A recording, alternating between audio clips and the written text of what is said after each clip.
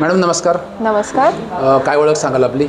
मी doctor Prajakta Joshi, BPT MPT neuro consultant physiotherapist आहे. Gyro motion physiotherapy clinic वतननगरमध्ये.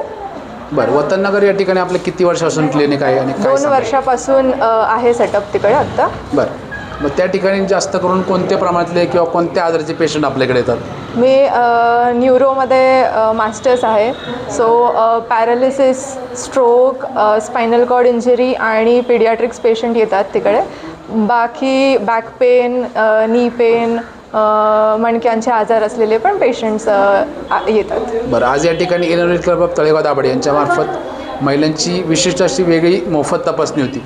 या ठिकाणी आपण काय मार्गदर्शन केलं, त्यांना काय सांगाल? या ठिकाणी आम्हाला असं समजलं की खूप ऑस्टिओपॅनिक आणि ऑस्टिओपोरोसिस असलेल्या महिलांना लो बॅक पेन आणि गुडघेदुखी आहे.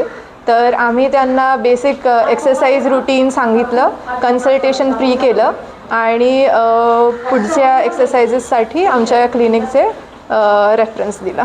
बरं, तर हे जे आजार घडतात जास्त किंवा वाढतात याच्यामागचं कारण आहार आहे का कुठेतरी? काय सांगू शकाल आपण? ह्याचं कारण आहार पण आहे आणि लाईफस्टाईल पण आहे.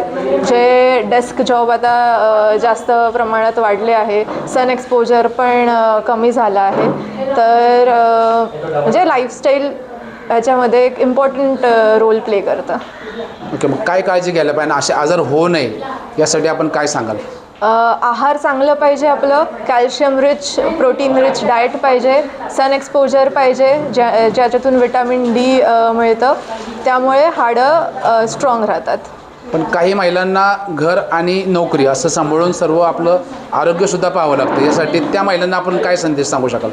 त्या महिलांसाठी लाईफस्टाईल मॉडिफिकेशन करू शकतात, एक्सरसाइज रुटीन फॉलो करू शकतात, प्रॉपर डाएट वेळच्या वेळी जेवायचं, झोपायचं हे करू शकतात. ओके मॅडम, धन्यवाद.